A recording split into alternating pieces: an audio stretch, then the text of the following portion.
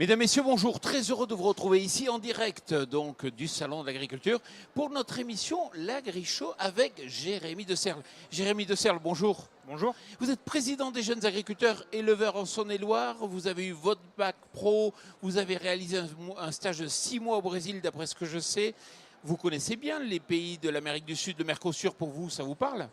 Ça me parle. Je suis allé au Brésil, j'ai visité quelques exploitations effectivement brésiliennes, donc j'ai une connaissance de par le fait d'avoir vu un petit peu ce qui se passait là-bas. Ouais. Alors, vous avez rencontré Emmanuel Macron ce matin, vous avez pris le petit déjeuner avec vous, ça y est, vous a convaincu? Non, pas encore. Non. Loin de là. Après, voilà, ça ne vous a pas échappé que c'est un président qui sait par la parole, malgré tout, avancer un certain nombre de positions qui peuvent des fois satisfaire ou en tout cas être positives pour le monde agricole. Néanmoins, on sera convaincu et on sera satisfait de tout ça quand l'argent sera revenu dans les cours de ferme. Mais ce n'est pas le cas encore. Alors, d'après ce que je crois savoir, vous étiez tous quand même remontés avant d'y aller, et puis au final, il a fait une conclusion assez forte de la rhétorique. Puis il y a eu quand même relativement peu de remarques qui ont été formulées. Le discours d'Emmanuel Macron va dans le bon sens, et va dans le bon sens depuis un petit moment maintenant. Le 11 octobre, il a fait un long discours d'1 heure et demie à Rungis, où il a tracé une ligne politique, où il a tracé une ligne économique pour l'agriculture, qui était satisfaisante, qui était plutôt positive aussi, et qui finalement redonnait aux agriculteurs un cap.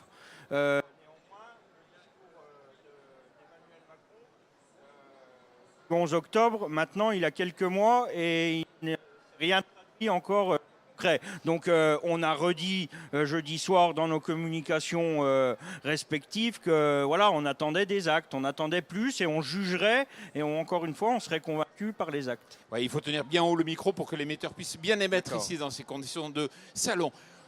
Jérémy, franchement, c'est quoi le cap? Le cap, c'est le Mercosur, on ouvre 100 000 tonnes de viande? Mais c'est pas celui-là de cap et justement jeudi il a réexpliqué qu'il ne voulait pas que les lignes rouges soient franchies. Donc c'est là-dessus où on sera vigilant, c'est là-dessus où on lui demande qu'il nous apporte les outils concrets qui vont faire en sorte que des produits qui ne sont pas en adéquation avec les attentes de la société et qui feraient prendre le risque à tout un pan de l'agriculture, notamment l'élevage, mais je pense qu'on parle beaucoup de la viande, mais il y a aussi l'éthanol, il y a aussi le sucre et il y a aussi la volaille qui pourrait être concernée par ces accords du Mercosur. Lui nous assure que les lignes rouges ne seront pas franchies. Donc on va aussi cette fois-ci avec lui regarder où est-ce que sont les lignes rouges, où est-ce que sont les outils qui sont mis en place et comment les faire fonctionner pour que demain, nous ne soyons pas envahis de produits qui ne respectent pas ce dont on a besoin. Donc c'est OK, vous arrêtez toutes les manifs? Ah, non, non, non, je viens de vous dire justement qu'on va être vigilant sur tout ça. Donc si ces discours ne sont pas en adéquation avec les actions, eh ben, nous réagirons et nous continuerons à nous faire entendre. Autre volet important, la loi, donc les EGA, qu'est-ce que vous en attendez? On attend que cette loi sanctionne les acteurs qui ne jouent pas le jeu. Début novembre, on a tous signé une charte, le cœur sur la main. Non, la main sur le cœur plutôt. Tant qu'à y être. Ouais, mais justement, je pense qu'il y en a qui ont signé à l'envers.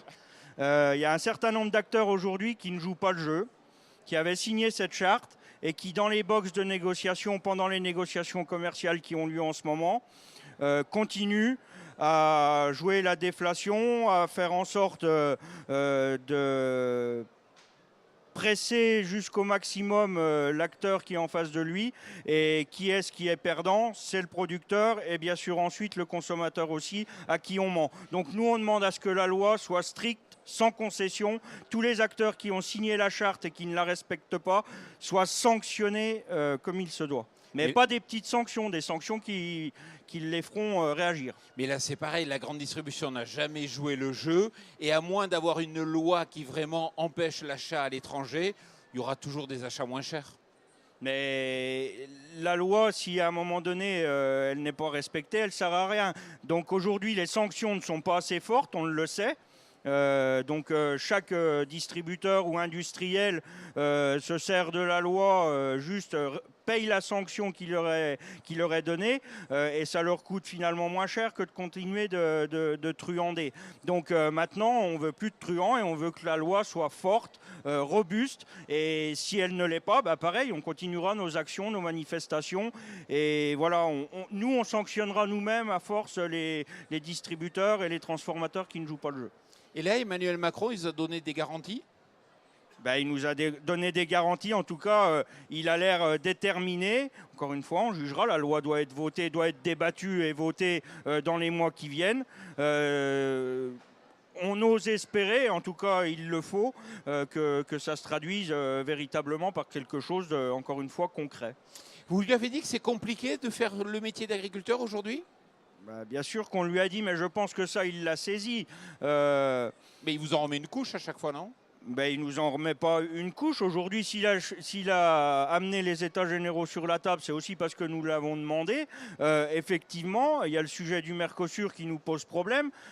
Tant que la ligne n'est pas franchie, on ne peut pas dire qu'il a tout fait mal. Donc, bien sûr, il y a un certain nombre de messages, il y a un certain nombre de signes qui ont tendance à nous inquiéter. Maintenant, nous, notamment en tant que jeunes agriculteurs, on doit rester quand même un minimum optimiste. Et donc, on doit l'aider aussi et lui faire remarquer, s'il ne suit pas ces règles-là, s'il ne suit pas ses engagements, lui faire remarquer par une revendication un peu forte. La bonne nouvelle, c'est qu'il y a des jeunes qui ont envie de s'installer. Et c'est vrai que c'était l'axe de votre prise de pouvoir, entre guillemets, au sein des GIA.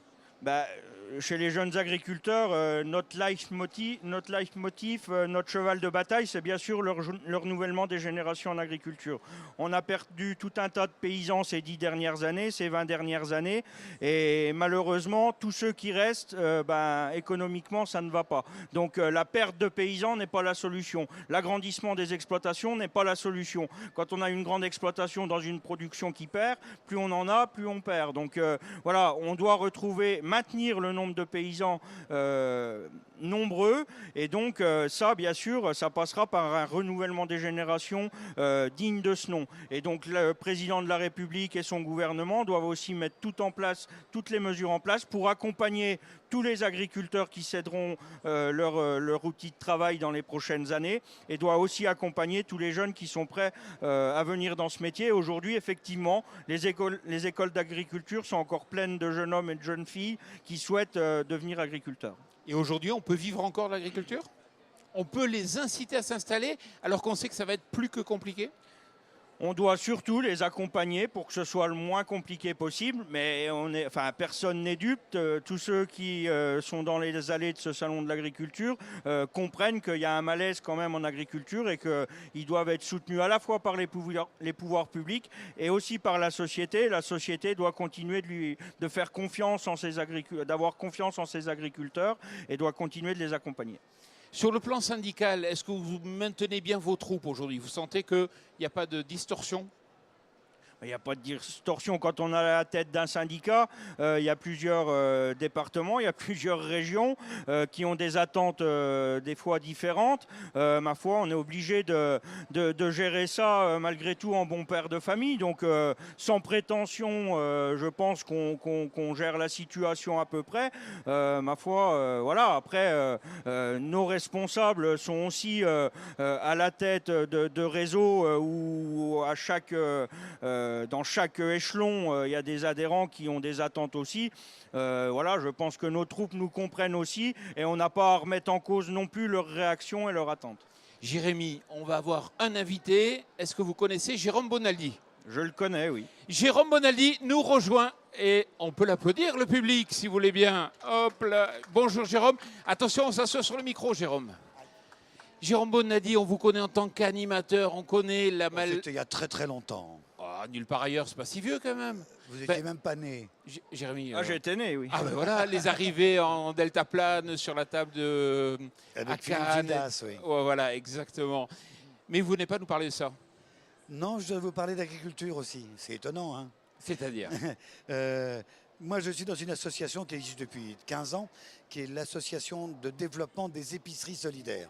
En gros, c'est des gens qui ont des problèmes dans la vie, à qui on propose l'alimentation très très peu chère. Mais on s'est rendu compte très rapidement que dans les gens qui avaient des problèmes, qui avaient un accident de la vie, il y avait aussi des agriculteurs qui étaient RSA, déperdition, perte jachère et tout. Bordel quoi le truc. Donc en fait, on va les voir. C'est pas nous qui les trouvons, c'est la MSA. C'est les chambres d'agriculture, c'est les techniciens agricoles. On va les voir et on leur dit bonjour monsieur, nous on n'est pas agriculteurs, voilà plein de gens qui vont vous aider. Nous on vous assure d'acheter votre production pendant au moins 3 ans, sûr et certain. Et on va le donner ensuite aux épiceries, aux autres structures d'aide alimentaire, c'est-à-dire les Restos du Cœur, Secours catholique, Secours populaire et banques alimentaires. Et donc, il faut savoir qu'un agriculteur en France, il paraît, passe 25% de son temps à faire de la commercialisation. Là, on enlève complètement ça. Vous occupez pas de ça, on le fait. Alors on lui dit quand même, s'il vous plaît, ne faites pas de tomates. Le jour où vous ferez des tomates, tout le monde fera des tomates, il y aura trop de tomates, il y aura surplus de tomates. Et quand il y a trop de tomates à Rungis ou à Saint-Charles, il y a trop de tomates dans les épiceries. Non, faites des trucs malins, des trucs plantes aromatiques. Alors, il y a un bel exemple, c'était un type qui a fait du poivron violet. Le poivron violet. Super haut de gamme du poivron avec du goût et tout. Très compliqué à faire, beaucoup d'attention. Le poivron violet, on le trouvait dans 2 endroits, chez Ediard et dans les épiceries. En gros, dans le super haut de gamme à 3 000 $ les 100 grammes et dans les épiceries à 1 € le kilo. Ça, c'était formidable. Et surtout, ce qui marche, c'est que ça marche. Ça fait 7 ans qu'on fait ça en Occitanie. Les gens, en 3 ans, ils sont remis sur pied, ils sont sur le marché. 200 agriculteurs remis sur pied, c'est ça? Combien? Oh non, non, non, quand même, attends, 73. 73. 73 agriculteurs qui étaient en perdition, qui étaient paumés, comme beaucoup de gens sont paumés, qui ont remis le pied à l'étrier. Et qui maintenant, on achète à un prix loyal. Je ne sais pas ce que veut dire un prix loyal, c'est un prix décent. C'est un prix normal, c'est légèrement au-dessus du marché. Mais c'est un peu les EGA que vous faites, c'est-à-dire la construction du prix en se mettant d'accord avec le producteur, et Oui. ça marche et vous arrivez? Oui, on y arrive parce que, attends, on a aussi le soutien de l'État, c'est important. Hein. Nous, avec quoi on achète ces productions? Avec l'argent de l'État. On achète trop cher et on revend pas cher du tout. C'est-à-dire qu'on est complètement barjot dès qu'on fait une affaire, c'est une mauvaise affaire. Mais on est prévu pour ça. D'ailleurs, c'est important de dire que le rôle de l'État est important dans cette affaire-là. Il ne faut pas qu'il se désengage, c'est important. Mais juste un truc, parce qu'on est tous contribuables. Comme on est très malin, on s'est payé une étude par un grand cabinet de consultants et d'audit, McKinsey, qui a regardé combien ça coûtait pour le budget France en global. C'est rentable.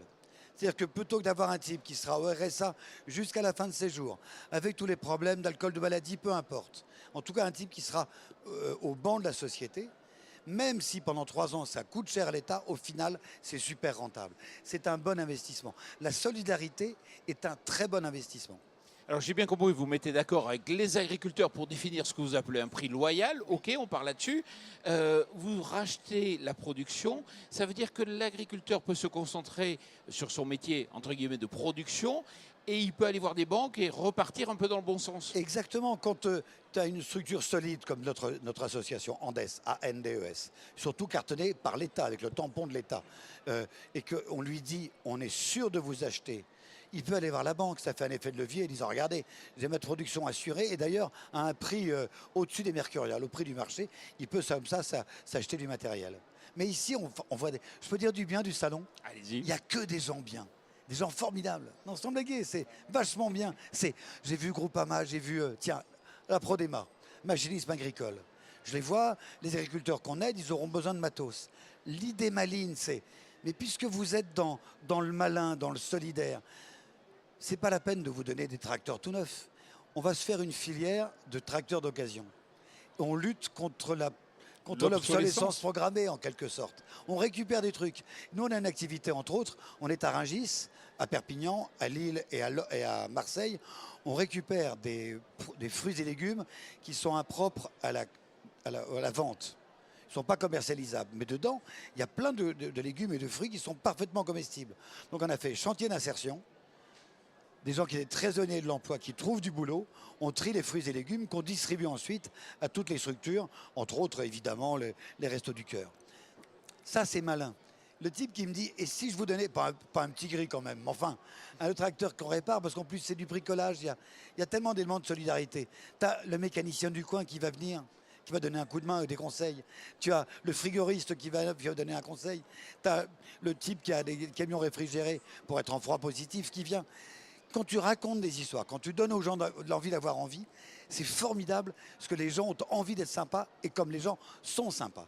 Les gens sont gentils. Quelques chiffres clés sur Andes, le réseau des épiceries solidaires. Combien d'épiceries en France? Il y a 500 épiceries à peu près en France. 500 épiceries, Chacune quasiment dans toutes les... Dans tout le monde. Il y en a évidemment dans les zones où il y a du problème. Il y en a beaucoup plus dans les Hauts-de-France. Il y en a très peu dans le Midi provençal. Mais il y en a 500 qui ont toute une structure particulière. Ça marche avec la mairie, avec le diocèse, avec les CCAS. C'est quelquefois ouvert une demi-journée par jour, quelquefois toute la journée. Certains ont 5 familles en file active, d'autres 1200 familles. C'est la démerde, hein. C'est des bénévoles, tous. C'est la ramasse, la démerde, les dons, les copinages, le petit réseau, etc. Il y en a 150 qui sont suivis par les banques alimentaires, le réseau des banques alimentaires, et 350 dans notre réseau. Nous, ce qu'on essaye de faire, c'est de les aider, de leur donner des coups de main, de leur donner un peu de culture, un peu de produits, un peu d'argent, enfin tout ça. Jérémy, quel regard? Je pense que toute initiative qui tendront à redonner un peu de souffle aux agriculteurs sont à saluer. Donc je salue celle-ci comme je pourrais en saluer bien d'autres. Jérôme Bonaldi l'a dit, il y a 73 agriculteurs qui ont été accompagnés, qui seront sans doute sauvés et qui permettront aussi demain à maintenir une certaine économie sur un territoire. Et donc ça, on peut que le saluer. Vous avez dit, c'est presque semblable à ce qu'on veut faire avec les états généraux de l'alimentation. Bah oui, les états généraux de l'alimentation doivent permettre que les agriculteurs aient un règlement de leurs produits à leur juste valeur. Donc oui, c'est à grande échelle, mais c'est ni plus ni moins que des actions aussi comme ça qui permettront de donner aussi un peu un élan de regain d'attractivité à notre métier. Et donc ça, on en a besoin aussi pour attirer les jeunes générations. Jérôme? Moi, j'étais avec vous aux États généraux de l'alimentation. Vous avez vu la loi, le titre 2, on parle de solidarité, on parle de dons alimentaires, on parle de lutte contre le gaspillage. C'est-à-dire qu'on est intimement liés. Prenons une page de pub, Solal. Solal, formidable. Donc, Solal, une association issue du monde agricole. l'agriculteur, j'ai fait 3 tonnes de pommes de terre ou d'endives, je n'arrive pas à les vendre. Le marché n'est pas là. Et c'est un drame de jeter, enfin c'est scandaleux de jeter. Du coup, ils se sont pris à 3 filles formidables, et ils donnent. Ils donnent les invendus aux banques alimentaires, au Resto du Cœur et à notre réseau Andes. Qu'est-ce que c'est beau, qu'est-ce que c'est bien. Ça marche ensemble. Je peux faire une petite page de pub, j'ai le droit? Très C'est une courte. télé qui s'appelle TV Agri. Ah ouais, Ils ont fait un reportage top classe sur une épicerie solidaire et un paysan d'unitaire dans le Gers. Fezensac. À Vic-Fezensac. Très précisément. Effectivement, on a été voir l'épicerie solidaire de Vic. Mais c'est formidable, tu as enfin une raison d'espérer. Tu as un paysan qui dit « ça y est, je suis sorti d'affaires ». Qu'est-ce que ça fait du bien, et je suis payé un prix loyal. Et je m'en sors. Je peux dire un gros mot? Putain que ça fait du bien, merde. Vraiment, un mec qui s'en sort avec des raisons d'espérer, des trucs qui fonctionnent avec de la bonne volonté, un peu d'amour, de la solidarité et du système D. Merci pour ce que vous faites. Et si vous êtes chef d'entreprise et qu'on a envie de vous aider, ça va être possible, non? Ah oui, oui, oui. Comment on fait? Bah, vous avez 300 000 €, vous nous les donnez sans problème. Et on peut récupérer un peu de fiscalisation? Oui, alors sérieusement, l'État aide aussi avec la défiscalisation. Ça permet de donner des produits et de ne pas payer d'impôts, ou même quelquefois de ne pas payer les frais de poubelle. Jérôme Bonaldi, merci beaucoup. Félicitations Andes. Jérémy de Serle, merci beaucoup. Puis bon courage parce que la semaine, ça va être dur. Hein. Ça risque d'être dur, mais encore une fois, voilà, on doit, avec ce salon de l'agriculture, donner aussi confiance aux agriculteurs. Et pour ça, on a besoin des consommateurs. Et à tous les jeunes qui veulent s'installer en agriculture, il faut y croire dans tous les cas. Merci à vous. Merci beaucoup.